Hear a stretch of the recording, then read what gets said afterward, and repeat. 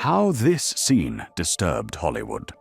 Let's be honest, when you think of Quentin Tarantino, you think of blood-splattered showdowns, razor-sharp dialogue. Here for a Boston social, or we don't talk prize. And needle drops so good they make you Shazam mid-movie.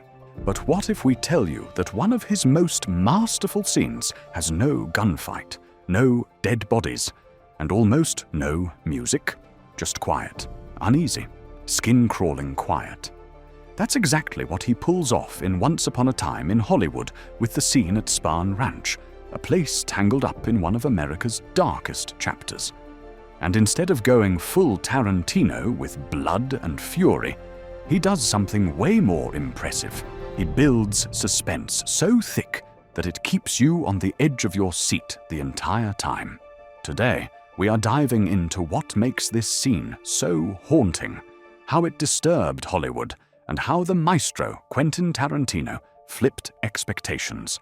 But before we get there, let's set the stage with a quick rundown of the movie. From the beginning, Tarantino sets up a fascinating contrast between Rick Dalton and Cliff Booth. Rick is the classic actor, you know, the one who pretends to be the tough guy, the one who plays the cowboy on TV. On the other hand, we have Cliff, the real deal. He's the stunt double, the one who has been around the block. And as the film reminds us repeatedly, he's the guy who actually does the dangerous stuff. Now, we all know Tarantino loves to play with myth, right? But here's the question. What happens when those myths start to fall apart? And both these characters are almost the living embodiment of that question.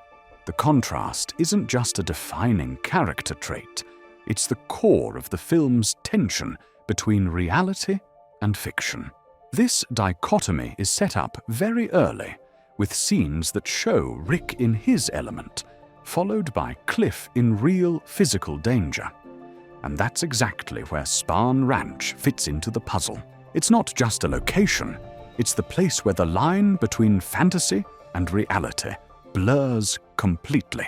The ranch, once a Western film set, is now home to Manson's followers. Yes, Charles Manson, the cult leader whose twisted beliefs and horrific crimes shocked the world. If you knew about him before watching the film, you'd probably picture him as a larger-than-life mythic devil. And if not a whole film based on his life, the guy at least deserved a well-defined character arc and a grand, menacing reveal. But guess what? Tarantino played with our expectations. Manson's portrayal is almost tragic. He's just a man, a pitiable figure, more human than we'd like to admit.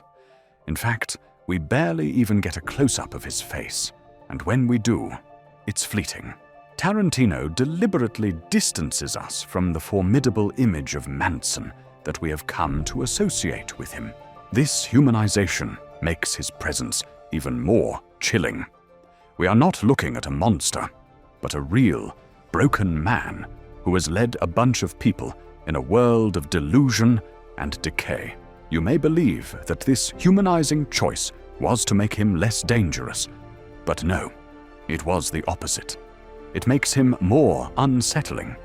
He becomes less of a character and more of an embodiment of Hollywood's darkest side, where the most normal-looking people are the most twisted ones. Oops, wasn't supposed to say that out loud. Now, let's just hope it doesn't get anyone cancelled.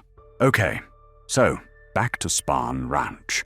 As Cliff moves deeper into the ranch, the location itself becomes more than just a setting. It's more like a symbol of Hollywood's demise. The place is filled with decay, and the house is falling apart. Even the people inside are living in filth, totally disconnected from the world of glamour and wealth. This isn't the Hollywood we think we know.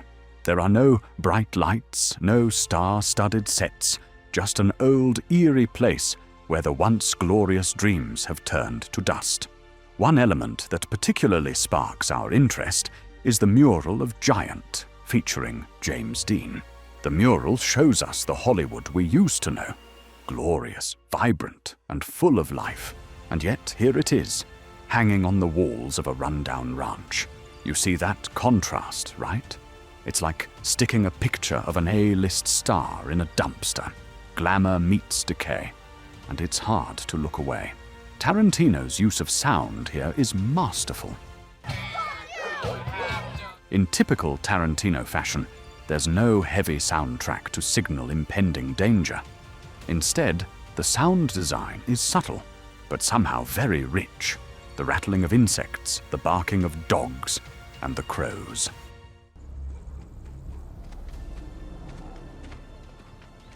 You embarrassed me.